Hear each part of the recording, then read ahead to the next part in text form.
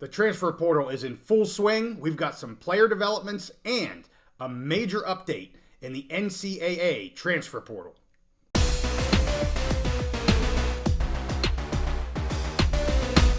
There's always transfer news this time of year, so we're back on the Big Mountain, where we bring you a detailed focus on the Big Ten and the Mountain West. Hey, it's great to have you here. If you're new to the Mountain, I am JY. This is my good friend Steve. Steve, we're going to do our second episode on the transfer portal. Just did one a few days ago. Some players we talked about then have committed, and I think we're getting maybe a little more clarity on some others. And I know you want to have an update on the lawsuit with the NCAA and their transfer, one transfer, and you have to sit out a year type of deal. So we'll get to that in the second part of this video. But let's go right into players first. A couple players that we know now are committing to teams. We talked about Dylan Gabriel last time. I said I was fairly confident that he was committed. He is committed. In terms of metrics, he's like the number one QB that could have been had, and Oregon got him. So they're looking just to continue their awesome successes that they've had. He had a 172 QB rating this year. I mean, that's just unbelievable. And just, again, I think it's a great fit there. So perfect fit for Oregon. Definitely the most experienced and accomplished quarterback in the portal. There might be some younger guys with more upside potential, but if you want a guy who can come in, plug and play in that offense right away, day one, he's the perfect guy. Yeah, and another guy then, Taylon Green, we mentioned, leaving Boise. We said there was a lot of smoke. He had visited Arkansas the last time we did an episode. He's now committed to Arkansas. He is just a great athlete. He did lose the starting job in Boise over the course of the season to Madsen. Madsen then got hurt, so he got that starting role back and did a lot of great things at the end of the season. Pushed the Broncos along with a great running game, but pushed the Broncos to a Mountain West Championship game and then Mountain West Championship champion. So, I mean, really good things from him. As I said, he's a great athlete. I know you like to say he's a bit of a liability or a liability sometimes throwing the ball, specifically his decision-making throwing the ball, but Arkansas seems to think that that he's going to be their guy. He's only a sophomore, still has a lot of growing to do. And I wish him the best. I feel bad for the Broncos because they did have a good athlete there, but he's committing to Arkansas. Yeah, I mean that's a big. That's huge news for him to going to an SEC program. Yep. I was a little bit surprised, but then I thought about it. Arkansas really likes that dual threat quarterback. They've under this coaching staff pretty much every year they had a dual threat guy. So he fits that mold, and he's young, like you said. So they kind of build him into what they want him to be. So I actually feel hopeful for Boise that they might be better next year, maybe with Madsen is back. But for him, I think it's a good move. Go to an SEC program that loves to use a dual threat quarterback. There you go. Another one, I'll stick with the Mountain West here for a minute. I'm wearing a Fresno shirt. We talked about Logan Fike leaving Fresno. He is committing to a Big Ten school, Minnesota. So I just saw that here today before we came on. Obviously, he was the backup to Keene in Fresno, did get some starts, specifically late in the season when Keene got injured. Didn't overly impressed there. I would doubt that he's going to be the starter in Minnesota. But, he clearly is looking for another opportunity now that they've moved on with Keene. So, Logan Fike, the Bulldog, going to Minnesota. Yeah, I mean, the Minnesota quarterback room, the quarterback job, wide open there. So, for him to go into a Big Ten program with a chance to maybe become the starter. And he really kind of, it's a good situation for him. Yeah.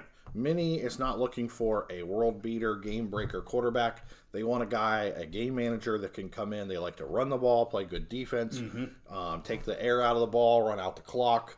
So they want someone to come in, not make a bunch of mistakes, just be able to manage that offense, run the offense. In general, that's what they've gone with. Yep. So, I think it's a good opportunity for him to go in and maybe get the starting job at a Big Ten program. Yeah, and we're going to stick with quarterbacks. Pretty much everybody we're talking about in this episode is quarterbacks until there's a team that I want to talk about that we briefly talked about in our first episode.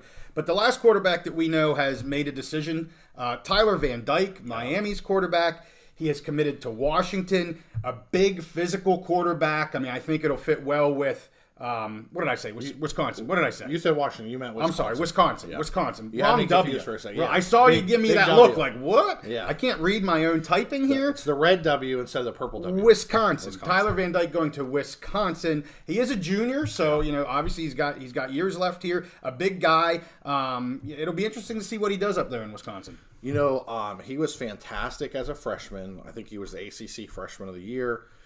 This last year just didn't work out for him. He needed a change of pace.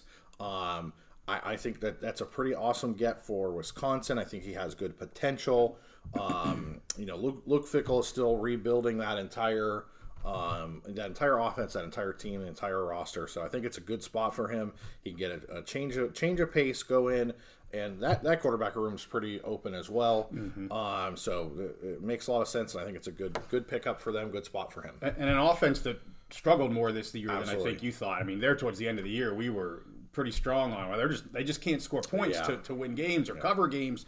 So good opportunity there for him. So let's talk about a couple more guys here that as of right now, I don't think they've committed anywhere, but I think we've gotten a little clarity. Maybe for the first guy here, Kyle McCord. Tons of smoke coming out of Nebraska. It just seemed like that's where he was going to fit, but I think you might have an update for us on that. Yeah, so like you said, tons of smoke. Everything was pointing towards him being in Nebraska. He visited there. They have a really good NIL kind of structure going. NIL program. Everything seemed to match up. His wide receiver from Ohio State was also going to be supposed to visit this week. Everything looked like it was good, and we got breaking news right before we came on air. Big Ten sources now are saying that he is moving on from Nebraska. He's not going to go to Nebraska. I don't know exactly what happened. I will say Nebraska is looking to flip the number one. This is a transfer portal show, but to add some context, it looks like the number one quarterback in the nation, the recruit, is going to flip from Georgia to Nebraska. I saw that. So maybe that's why he's moving on. We'll have to see and get more context. But that breaking news just hit that he's moving on from Nebraska. He's going to look at some other sources or some other opportunities. And so I'm sure we'll have more on that going forward. Yeah, well, that's huge because – I mean, I had that almost as a guarantee, I think, last time. It looked like it. Just a complete left turn here and going another way. Another guy where there's been a lot of smoke and still haven't had any solidification of where he's going to end up. But Cam Ward went down to Miami. They wined and dined him to no end. And from what I heard was that they have not been able to schedule a time with FSU yet, although I guess he still wants to meet with FSU. They haven't been able to hook up yet. So, from what I saw, Miami basically pulled out all the stops and went, we want you. Here's the lavish lifestyle of Miami, Florida, and we'll see what happens. But what are you hearing with Cam Ward there, Steve? Yeah, I mean, it's like you said, it sounds like everything went good in Miami, but maybe not quite good enough because he hasn't committed there. Right, So it sounds to me like he still would like to visit Florida State. I'm not sure what the issue is. Yep. Although I think DJ might also be visiting there for Florida State, so I don't know if Florida State's trying to slow play him. Maybe they prefer to get DJ. I'm not really sure. But it sounds like he still wants to visit Florida State, and there's a lot of sources that are saying, a lot of media outlets and just the buzz around him is that he may still look at the NFL, going to the NFL, depending on what his options are, maybe with NIL. And just opportunities for playing time to improve his draft position. If he can't find a good fit, he may just end up going into the NFL draft. Any of them could do that, I guess. You know? So two other guys, I don't know if we really have any updates. I don't, but I want to bring them up because we talked about them. Dante Moore, still possibly looking Michigan. I haven't seen any further details on that. And then Aiden Childs, again, Michigan State. I still think he's going to follow his coach there, Jonathan Smith, to Michigan State. Do you have any updates on either of those two guys? So the weird thing is, even as the news of Gabriel going to Oregon, I still keep seeing Dante Moore's name mentioned with Oregon. I don't know if that would be a situation where he'd be willing to go there and sit for a year, right? Because things just did not work out for him in UCLA. He was a highly recruited freshman, so it's possible that he's still considering Oregon, but I mean, you would think that he'd have to be willing to sit out a year for that to happen. I keep hearing Michigan is interested in him. I did hear some news that Ohio State, not really news, but some buzz that Ohio State was interested in him. But it sounds like they may actually have someone else identified. We have some news on. Okay. Are you ready for me to talk about that one? If you go right into it. And so I think I really think Ohio State is interested in Dante Moore. However, the guy that I think they want more is Malik Murphy out of Texas. He was their backup quarterback. Okay. Came in this year when Quinn Ewers was hurt. Okay. Missed some time. He came in, and really Texas didn't miss too much of didn't miss a beat. I think he was either a true freshman or redshirt freshman this year. Okay. Actually, I think redshirt freshman. So he's got plenty of eligibility left. Great athlete, great thrower of the ball, just tons and tons of upside. It looks like that's OSU's number one choice. He just went into the portal today. Okay. So there's reporting that's confirmed that not only did he let his coaches know he wanted to go to the portal, but they entered him in to the portal. And so I really think that that's going to be Ohio State's main target. So if they get him, then maybe kind of the musical chairs settles where Dante Moore ends up in Michigan, unless something crazy happens and he decides to go sit on the bench in Oregon. And it's funny you bring that up. I've seen some reporting on that as well, that it's still a possibility that Dante Moore goes to Oregon, even after the whole Gabriel commitment has been made. So Oregon has, we talk about NIL. Oregon has the strong support from Nike. Nike put them on the map. Phil Knight, really put them on the map with equipment, uniforms, all this kind of stuff, money for the stadium. Really, this NIL and this era of transfer portal might be the era that Oregon thrives even more than they have before. This is a perfect situation for them. They have a donor who, an older, rich guy, has all the money in the world, probably more money than Oprah, and, is willing to spend that money. So maybe it's a case where they can afford two transfer NIL packages for two transfer quarterbacks. Interesting. Very interesting. Hey, a team I want to talk about real quick, and then we're going to get into the court case and lawsuit with NCAA. San Diego State. So I mentioned on the last episode they had lost 21, at least at that point, and I didn't look for an updated number. I'm sure it's still at or above 21 at this point. And I mentioned there's a lot of starters, D-backs, O-linemen, and I just want to bring up who some of these people are, because it's not looking good for the Aztecs, at least on the transfers out. Now we'll see what happens on the transfers in. But one that just hit recently, Mark Redmond, the tight end, he was their leading receiver, believe it or not. 38 yards, 38 reception, 408 yards, 3 touchdowns. He looked awesome in the very first game against Ohio. He was their best offensive weapon. He was phenomenal. But he's actually transferring and committed to Louisville right now. So that's a big loss for them. He was a great tight end there. And then I just want to go through some, this isn't going to be the full gamut, but some of the starters, really big names. The biggest one here, Cade Bennett, the junior starting offensive lineman, committed to TCU now. Phenomenal inside lineman. So that's a huge loss for San Diego State. Another guy, Marcus Radcliffe, a safety, a freshman starting safety. He's now committed to UCLA. And then a sophomore linebacker, Zyrus Fiasu, I think I say that right. Fiasu is now going to Arizona State. So, I mean, these are young guys that were getting starting time with the Aztecs, and they're going to bigger schools here. UCLA, Arizona State, TCU, Louisville. Another guy, a freshman tackle, Drew Azopardi, hasn't committed yet, but he's in the transfer portal. A tackle, and then another one of those O-linemen that I talked about. A couple other guys, Noah Avinger, Dahan Malone, both juniors, both secondary guys. One of them starter, one of them getting a lot of reps. So a ton of bleeding there in Aztec land. Yeah, it doesn't surprise me at all. I mean, these are guys that bought into Brady Hoke and his system. He's known for, we talked about this at length, but he's known for a certain style of play. Run the ball, which is great. Develop those offensive linemen to be a power running team. Play that tough, aggressive defense, and your defense can play a certain way because they know the offense is going to run the ball and wear out some clock and all that stuff. Their new coach coming in, just a completely different style. Right. A lot of those guys, like you mentioned, they have an opportunity to go to play at bigger schools. So none of that surprises me. Like you mentioned, the thing that if you look at each individual one, none of them are surprising, but it's the total picture when you look at how many people are transferring, how many big names. it's like it's a wow. It gives you a wow factor, but Yep. really doesn't surprise me with the changeover. Going to be a total new system. The new coach is going to have to rebuild, bring all of his own people in. They're really hitting the reset button. Yep. Well, let's switch gears here, Steve. I know you want to talk a little bit about the transfer lawsuit, the NCAA transfer lawsuit. I think there's just an update today on this, so take it away. What do we got? Yeah, so, in one of our other episodes, we kind of hinted at this, that this is something we were going to talk about. So 7 states, including Ohio and West Virginia, have been suing the NCAA due to their transfer restrictions. So right now with the transfer portal, you get one free transfer. You can transfer anywhere under NCAA rules. And since opening the transfer portal, the NCAA kind of tried to be a little more strict, and they actually instituted stricter rules. Even though they have this transfer portal, they're going to make it harder on students. So they got really strict and basically said you have one free transfer, and after that you're going to have to sit out a year, not play. You could lose a year of eligibility depending on the circumstances. Right. And they will look at each case or each transfer beyond that first one at a case-by-case basis. Okay. Well, we had all these high-profile cases this year of players, transferring for different reasons.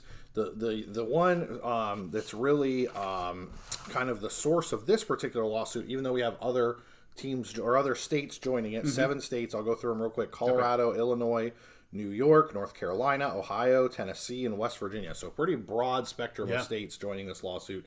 But the main part of it, West Virginia, you had a player. He was a Native American, went to a Native American school. Okay. Had played, I think, up in Montana. And he had family issues, like foster care, moving around, different things like that. Okay. One of his main mentors in life is a coach with West Virginia. So he transfers there to kind of take him under his wing. He's had a really tough life. And this isn't a star player. This is a guy just looking for a place to play college football, real student athlete, get his education, play some football. Because he had already transferred one time, the NCAA said, nope, you have to sit out a year and you're going to lose that year of eligibility. So that really, the West Virginia Attorney General, Patrick Morrissey, he's the one that's really led this charge, but they did get the other states to join in. Okay. There's all kinds of statements. So, well, first of all, basically the judge today, the breaking news is the judge granted a temporary restraining order against the NCAA. And this is kind of like our Oregon State, Washington State case. This is just the first part. It's a temporary restraining order. So basically, while this TRO is in place, the NCAA cannot enforce any transfer restrictions whatsoever. So they can transfer once, twice, 3, 4 times, whatever their transfer is. Okay. They cannot be penalized for transferring while this TRO is in place. Gotcha. Right now, in addition, past the TRO, the Attorney General for West Virginia is seeking a preliminary injunction. Okay. So we know all about this. Yeah. Yes. As part of this entire lawsuit to basically get all of these any and all restrictions from the NCAA thrown out. Okay. And so we've talked about this as far as with NIL and all this stuff. Yep. There's we were all raised in a certain culture as college football fans, whatever, that we believe the NCAA, student athletes, amateurism, all that, there should be these rules or whatever. Right. But the problem is all of these rules basically go against federal law because these are adults. These are adults. They're playing a sport. They're basically working, whether we want to call it work or not. They are providing, blood, sweat, and tears, basically. And the NCAA is putting restrictions on them. So I have a quote that I thought was really, really important here from the West Virginia Attorney General. Okay. So he says, we are looking forward to proving definitively that the NCAA has violated the Sherman Act. So that's the main U.S. antitrust law. There's some other ones, but the main one is the Sherman Act. Yep. And this is what's been cited in those other, in the precedents in those other Supreme Court cases. Okay. Basically, almost the entire NCAA structure, as far as how they try and govern eligibility, is a walking violation of the Sherman Act. So he says that he intends to prove definitively that the NCAA has violated the Sherman Act by failing to maintain a consistent and defensible transfer rule and by denying these student athletes the chance to play. So, so right now they have the TRO. Right. This really falls in line. The NCAA has lost 9, 10, 11, 12 cases in a row of these antitrust cases. So, this is a huge case going forward, and this is just one more, if they don't settle and they end up losing this lawsuit, this is just one more power that the NCAA is trying to hold on to that looks like it very well could be stripped away. And this could be the one we talked about.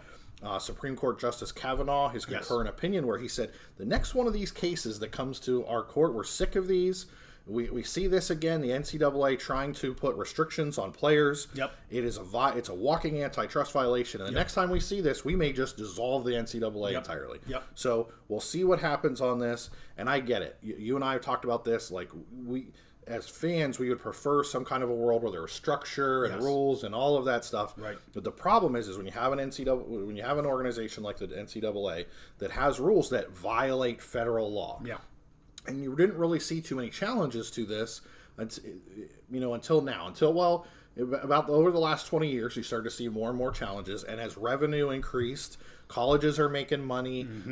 Coaches are making tens of millions of dollars. Yep. Schools are making hundreds of millions of dollars on the efforts of these players. And you start to see more and more that the players are fighting for their rights. And now we have the attorney generals in 7 different states. Yeah. Some of these cases have been just absolutely ridiculous. There was one person that transferred, I think, in the state of North Carolina, not a starter, had a terminally ill mother, and wanted to transfer to a school that was closer so that he could be near his mother in the final days of her life. Wow. And the NCAA denied that waiver, and he lost a year of eligibility and was not able to play his final year because he wanted to. It was just total ridiculous. And there's all these other cases that have come forth. And so now you have, it's not just players fighting for their own rights. We have attorneys general from different states bringing this lawsuit. So I thought it was an important update. There's still a lot to go. Yeah. First step, temporary restraining order was granted. I think there's going to be a hearing on the preliminary injunction on December 27th. So we'll know the next step then.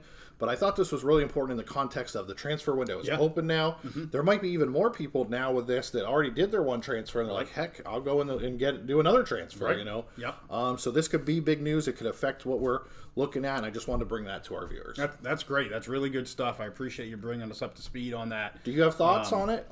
Well, I think my thoughts are similar to your thoughts. I mean, we did just do an episode on NIL and the lawsuits and things where they're headed. So kind of in with that, a little bit different. This is obviously specific to transferring, not NIL and revenues necessarily, but it's just adding on to the pile of craziness that the NCAA is finding themselves in. Yes. And just, and again, it gets back to what you said before and what we said in other episodes. They've been able to run their own little fiefdom here and do whatever the hell they wanted to because the revenue wasn't there and people didn't question it and and they've probably started pushing the envelope more and more on some of this stuff. And now because of revenue and because players are speaking up and they're getting voices now, as you say, AGs and things like that. That's coming crashing down, and it's gotten so big because they had that power that they created. It's going to be hard to get out of that with any sort of swiftness. I mean, because they're basically being said you can't do anything that you've been. Maybe not anything's too much, but a lot of what you've been doing is illegal. You can't do that anymore.